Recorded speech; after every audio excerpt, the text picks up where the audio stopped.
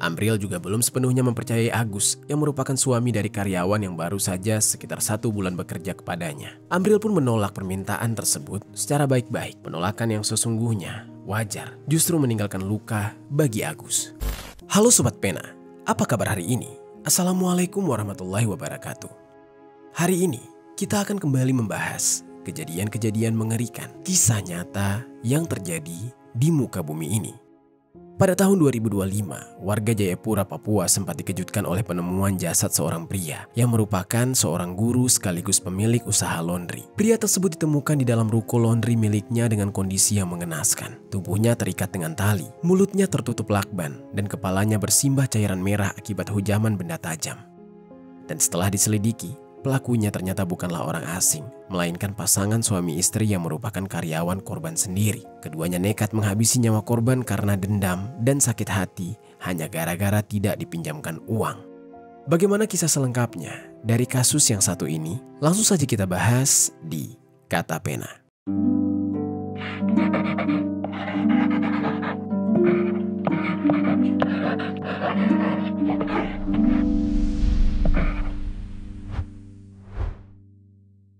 Motif pengusaha laundry di Jalan Gerilyawan, Distrik AB Pura, Kota Jayapura. Diketahui motif pelaku hanya karena kesal tidak dipinjamkan uang. Sebelum kita mulai ke ceritanya, jangan lupa untuk subscribe channel ini dan bagikan video ini ke teman-teman kalian. Cerita ini dibuat berdasarkan berita yang sudah beredar dan diterbitkan oleh beberapa media publik yang aku sajikan dan aku rangkum dalam bentuk alur cerita. Kita mulai ceritanya. Jadi sobat, di kota Jayapura, Papua, tepatnya di Jalan Gerilyawan, Kelurahan Kota Baru, Distrik AB Pura, hiduplah seorang pria muda bernama Amril Sidik yang di dalam kisah ini kita sebut saja namanya Amril. Pada saat itu Amril berusia 29 tahun. Di usianya tersebut, Amril sudah menjadi seorang ASN. Dia berprofesi sebagai guru, sekaligus juga dia memiliki usaha laundry. Diketahui bahwa Amril sudah menikah, akan tetapi tidak banyak informasi di media yang menjelaskan tentang latar belakang keluarganya. Apakah dia sudah dikaruniai seorang anak atau belum? Namun yang jelas dari informasi media, diketahui bahwa Amril tinggal bersama sang istri dan orang tua kandungnya. Ayah kandung Amril bernama Abdullah dan pada saat itu sudah berusia 57 tahun. Sedangkan sang ibu bernama Rusnaini. Amril dikenal memiliki hubungan yang sangat baik dan harmonis dengan keluarganya. Meski telah memiliki istri dan kondisi finansial yang cukup matang, namun di mata keluarganya dia selalu penuh perhatian dan tidak segan-segan untuk membantu permasalahan keluarga di sela-sela kesibukannya. Lalu, di mata kedua orang tuanya, dia tetaplah anak laki-laki yang mereka sayangi. Setiap hari sebelum berangkat kerja, selain berpamitan kepada istri, Amril juga berpamitan kepada kedua orang tuanya. Hal-hal kecil tersebut adalah cara Amril untuk menjaga kedekatan dan kehangatan terhadap keluarganya. Sehari-hari Amril ini dikenal sebagai sosok yang produktif dan berdedikasi tinggi untuk memenuhi kebutuhan keluarganya. Dia mengajar di SMP Negeri 9 Jayapura, sekaligus membuka usaha laundry yang bernama Tukang Laundry di kawasan Distrik AB Pura, Kota Jayapura.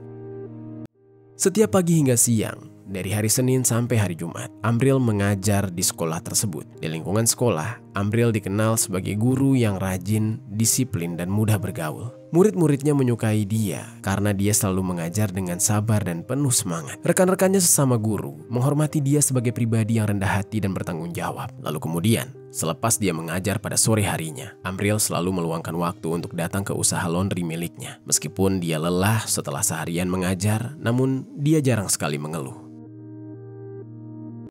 Di satu sisi, dia menjalankan pekerjaan utamanya sebagai seorang tenaga pendidik. Kemudian di sisi lain, dia juga berjuang membangun usaha laundry miliknya. Hingga pada saat itu usahanya tersebut cukup dikenal di sekitar wilayah AB Pura. Layanannya yang cepat dan hasil cucian yang bersih membuat banyak pelanggan mempercayakan pakaian mereka di tempat tersebut. Bagi lingkungan sekitarnya, Amril dikenal sebagai sosok pria muda yang baik dan pekerja keras. Dia sering membantu warga setempat dan tidak segan menolong orang lain yang mengalami kesulitan. Karakternya yang dermawan dan kebaikan hatinya itu pun membuat banyak orang menghormati dia. Namun di balik kebaikan hatinya, tidak seorang pun menyangka bahwa kehidupan Amril akan berakhir dengan sangat mengerikan di tempat usaha yang selama ini menjadi sumber rezekinya. Karena kesibukan Amril yang sehari-harinya mengajar di sekolah, dia tidak selalu bisa mengelola usaha laundry miliknya secara langsung. Untuk menjaga agar kegiatan operasional tetap berjalan lancar, Amril mempercayakan usaha tersebut kepada seorang karyawan tetap yang bisa dia andalkan. Karyawan itu bertugas menerima pesanan pelanggan, mencuci, menjemur, hingga menyetrika pakaian. Dengan sistem seperti ini, Amril tetap dapat menjalankan tanggung jawab sebagai pendidik, sementara usaha laundrynya tetap beroperasi dan melayani pelanggan dengan baik.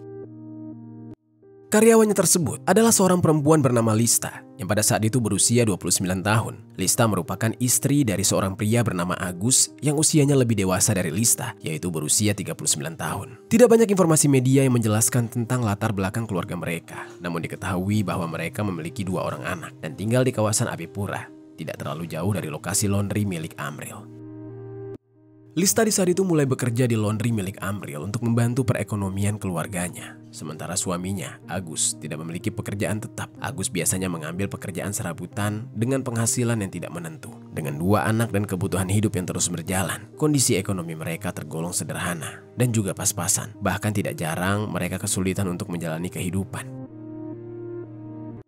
Selama sekitar 1 bulan Lista bekerja, dia dikenal sebagai karyawan yang rajin dan juga sopan kepada pelanggan. Lista juga cukup teliti di dalam pekerjaannya. Dia terus mengurus seluruh proses laundry, mulai dari menerima pakaian, mencuci, menjemur, hingga menyetrika. Sementara Amril biasanya datang pada sore hari untuk memeriksa hasil kerja dan memastikan operasional usaha berjalan dengan baik. Sesekali Agus datang ke tempat laundry tersebut untuk menjemput Lisa.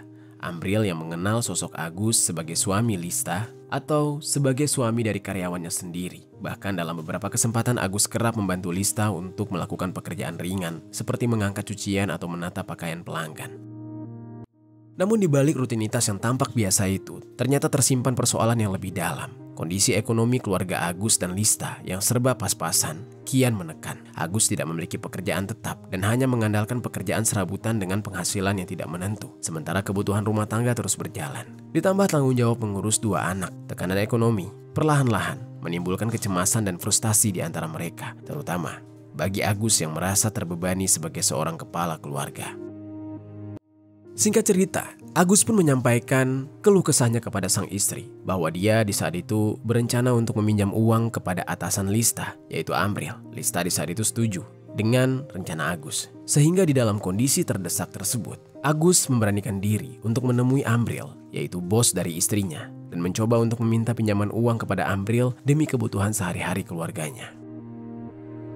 Agus yang berharap Amril dapat meringankan beban ekonomi keluarganya dengan memberikan uang pinjaman. Namun pada saat itu, justru Amril sedang berhati-hati dalam urusan keuangan. Amril juga belum sepenuhnya mempercayai Agus yang merupakan suami dari karyawan yang baru saja sekitar 1 bulan bekerja kepadanya. Amril pun menolak permintaan tersebut secara baik-baik. Penolakan yang sesungguhnya wajar, justru meninggalkan luka bagi Agus. Dia tersinggung dan entah mengapa Agus merasa harga dirinya dijatuhkan, terlebih karena istrinya juga masih bekerja di bawah naungan orang lain yang menolak untuk menolongnya. Sejak saat itu hubungan antara Agus dan Amril perlahan menjadi dingin. Agus malah menyimpan rasa kecewa hingga perlahan tumbuh menjadi amarah. Ketika Agus dan Lista berada di dalam rumah, Agus menyampaikan kepada Lista bahwa dia sakit hati dan marah karena bosnya yang bernama Amril. Dan semua itu terjadi karena bos dari istrinya ini tidak mau meminjamkan uang. Agus merasa sangat direndahkan. Lalu sebagai seorang istri yang juga terhimpit keadaan, Lista malah ikut tersulut emosi oleh ucapan suaminya. Dia mulai memandang Amril bukan lagi sekedar atasan, melainkan seseorang yang sudah menolak mereka di saat mereka sedang kesusahan. Meskipun di permukaan, kehidupan mereka tampak berjalan seperti biasa. Di balik itu muncul niat gelap yang perlahan terbentuk. Agus masih sering datang ke laundry dengan alasan menjemput istrinya. Namun di dalam pikirannya, amarah dan dendam terus membara. Dia mulai membayangkan cara untuk melampiaskan rasa sakit hatinya terhadap Amril.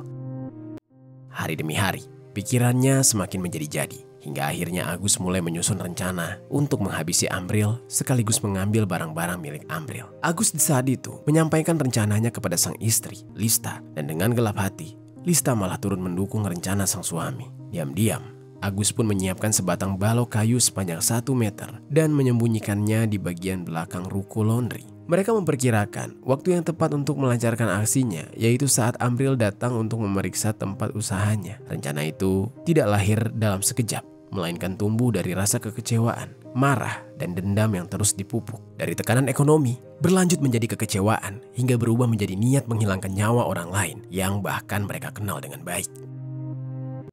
Singkat cerita, pada hari Rabu tanggal 2 Juli 2025, rencana yang sudah mereka susun benar-benar akan mereka jalani. Sore itu, Agus datang ke tempat usaha laundry untuk menemui sang istri sekaligus menjemputnya jika pekerjaannya sudah selesai. Namun, di balik kedatangannya, tersimpan niat gelap. Agus sudah bertekad apabila Amril datang ke toko pada sore itu, dia akan melaksanakan aksinya. Tidak lama kemudian, Amril tiba di lokasi menggunakan mobil miliknya. Seperti biasa, dia menyapa Agus dan Lista yang sedang berada di dalam toko. Tidak ada sedikit pun rasa curiga, karena bagi Amril, kehadiran Agus adalah hal yang wajar. Dia sudah terbiasa melihat suami karyawannya yang datang untuk menjemput sang istri sepulang bekerja. Dan sore itu tampak semuanya berjalan normal, seperti hari-hari sebelumnya, tanpa tanda bahaya sedikit pun. Agus pun berpura-pura membantu Lista untuk bekerja sambil menunggu waktu yang tepat untuk melancarkan aksi mengerikan. Di ruang belakang laundry tersebut, sebatang balok kayu sudah disiapkan dan diletakkan sebelumnya. Seperti biasanya, Amril menuju ke area belakang untuk memeriksa pekerjaan dan kondisi sekitar. Di saat itulah, Agus melihat adanya kesempatan. Dia diam-diam mengikuti Amril dari belakang dan perlahan mengambil balok kayu yang sudah disembunyikan di ruangan itu. Dalam dirinya berkecamuk amarah dan dendam yang belum kunjung padam. Dengan penuh emosi, Agus menggenggam balok tersebut dan menghampiri Amril yang tengah memeriksa bagian belakang ruko. Tiba-tiba saja, Agus mengayunkan balok itu dan menghujam kepala serta tubuh Amril berulang kali dengan sangat brutal. Amril terkejut dan langsung tersungkur. Cairan merah mulai mengalir dari luka-lukanya, sementara tubuhnya melemah akibat hantaman yang bertubi-tubi. Dengan tenaga yang tersisa, Amril juga berusaha bangkit dan meminta pertolongan, namun upayanya sia-sia. Agus memanggil sang istri, Lista, untuk membantunya menyelesaikan perbuatan keji tersebut.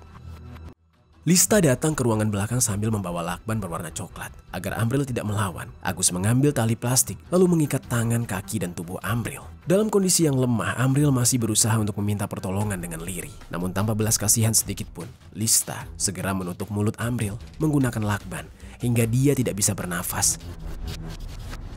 Tubuh Amril pun akhirnya terdiam, kaku, terbujur lemah di lantai ruang belakang laundry yang kini sudah dipenuhi oleh cairan merah. Agus dan Lista pun memastikan Amril sudah tidak bernyawa lagi. Lalu setelah melakukan aksi bejat mereka, Agus dan Lista mengambil barang-barang berharga milik Amril, yaitu sebuah handphone, tablet, laptop, bahkan mobil milik Amril. Sebelum mereka meninggalkan tempat kejadian, mereka menutup pintu ruko rapat-rapat dan menguncinya dari luar agar tidak menimbulkan kecurigaan. Lalu Agus dan Lista pergi melarikan diri menggunakan mobil. Dalam perjalanan untuk menghilangkan jejak, Agus membuang handphone milik Amril di kawasan Kelapa II Entrop. Mobil Amril kemudian mereka parkirkan di dekat Masjid Bucen Entrop agar tidak menarik perhatian warga. Setelah itu, mereka berdua pun pulang ke rumah dengan berpura-pura seolah-olah tidak terjadi apa-apa, sambil menyusun rencana untuk melarikan diri dari kota Jayapura melalui jalur laut bersama dengan kedua anak mereka. Lalu sementara itu, keesokan harinya pada hari Kamis tanggal 3 Juli 2025, suasana di sekitar ruko laundry milik Amril terasa janggal. Biasanya ruko tersebut mulai beroperasi sejak pagi dengan suara mesin cuci dan aktivitas pelanggan yang datang silih berganti. Namun pagi itu suasananya sepi sekali, pintu ruko tampak tertutup rapat. Dan di sisi lain, istri Amril yang berada di rumah mulai merasa cemas karena sejak malam sebelumnya sang suami belum juga pulang dan dia berulang kali mencoba menghubungi Amril melalui panggilan telepon dan pesan, namun tidak mendapatkan jawaban sama sekali. Nomor handphone Amril bahkan tidak aktif. Kegelisahan itu membuat dia memberitahu sang ayah mertua, yaitu Abdullah, tentang kondisi yang tidak biasa tersebut. Abdullah yang mendengar kabar itu, dia merasa khawatir. Dia tahu bahwa Amril biasanya selalu memberi kabar jika harus pulang terlambat. Merasa ada yang tidak beres, Abdullah pun memutuskan untuk mendatangi ruko tempat Amril biasa bekerja. Setibanya di lokasi, dia melihat pintu ruko terkunci dari luar dengan gembok. Abdullah yang memiliki kunci cadangan, lalu membuka gembok dan masuk ke dalam ruko tersebut. Begitu pintu terbuka, ruko terlihat kosong dan tidak ada orang di dalamnya. Lalu Abdullah melangkahkan kakinya ke ruang belakang. Seketika itu juga, dia melihat pemandangan yang mengerikan di hadapannya. Tubuh anak kandungnya sendiri tergeletak dalam keadaan bersimbah cairan merah dan sudah tidak lagi bernyawa. Kedua tangan dan kaki Amril terikat oleh tali plastik, sementara mulutnya dililit oleh lakban yang coklat. Luka parah tampak di bagian kepala dan wajahnya, dengan cairan merah di sekitar tubuh yang sudah mulai mengering. Dengan panik, Abdullah pun keluar dari ruko dan meminta pertolongan warga sekitar. Dia segera melaporkan hal tersebut ke pihak kepolisian. Tidak lama kemudian, tim dari Polsek Abipura dan Satuan Reserse Kriminal Polresta Jayapura Kota tiba di lokasi untuk melakukan olah TKP. Pihak kepolisian kemudian menemukan sejumlah barang bukti, di antaranya tali plastik, lakban, balok kayu, serta beberapa barang pribadi Amril yang berserakan. Mereka juga mencatat adanya beberapa barang milik Amril yang hilang, seperti handphone, laptop, tablet, dan mobil yang biasa digunakan oleh Amril. Setelah pihak kepolisian menemukan jasad Amril, mereka pun langsung mengevakuasi jasad tersebut ke Rumah Sakit Bayangkara Kota Jayapura untuk kemudian dilakukan pemeriksaan medis dan proses otopsi. Berdasarkan hasil olah TKP dan pemeriksaan awal, pihak kepolisian memastikan bahwa Amril menjadi korban penghilangan nyawa. Luka berat di bagian kepala akibat pukulan benda tumpul menjadi penyebab utama dari meninggalnya. Selain luka di kepala, ditemukan juga tanda-tanda kekerasan lain seperti bekas ikatan pada tangan dan kaki korban, serta mulut yang dilakban rapat menggunakan lakban coklat. Dan dari temuan itu, penyidik menyimpulkan bahwa Amril tidak hanya diserang, tapi juga diikat agar tidak bisa melawan atau meminta pertolongan. Penyelidikan kemudian dilakukan secara intensif oleh pihak kepolisian. Mereka menemukan sejumlah saksi yang dianggap mengetahui keseharian Amril maupun aktivitas di sekitar TKP, termasuk pihak keluarga dan beberapa warga yang tinggal di sekitar lokasi laundry. Selain itu, pihak kepolisian juga melakukan pelacakan terhadap barang-barang Amril yang hilang, seperti handphone, laptop, tablet, dan mobil milik Amril. Pihak kepolisian menduga bahwa kejadian yang menimpa Amril dilakukan oleh seseorang yang mengenal mereka. Dan pastinya orang ini memahami situasi di dalam ruko laundry tersebut. Dari hasil pemeriksaan awal dan keterangan dari saksi-saksi di sekitar lokasi, polisi mendapatkan petunjuk penting bahwa karyawan laundry, yaitu Lista, tidak terlihat sejak malam. Biasanya, Lista sudah berada di tempat kerja pada pagi hari. Namun kali ini, ruko tetap tertutup dan Lista tidak tampak di sekitar lokasi. Warga sekitar juga mengatakan bahwa suaminya, Agus, terlihat berada di laundry pada sore hari sebelum kejadian. Kecurigaan polisi semakin menguat ketika dari hasil penelusuran, mobil milik Amril ditemukan dalam keadaan terparkir di halaman salah satu rumah ibadah di kawasan Bucen Entrop, hanya beberapa kilometer dari lokasi kejadian. Tidak jauh dari situ, polisi juga menemukan handphone milik Amril yang dibuang di kawasan Jalan Raya Kelapa II Entrop.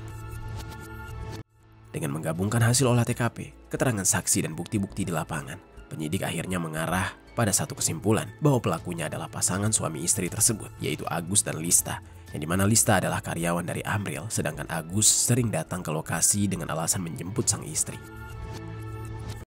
Sementara itu, setelah dilakukan otopsi, jenazah Amril kemudian dipulangkan ke rumah duka. Suasana haru menyelimuti rumah duka hingga jasadnya dimakamkan dengan layak. Istri Amril dan pihak keluarga serta kerabat dan juga warga sekitar turut hadir dan merasakan duka yang begitu dalam.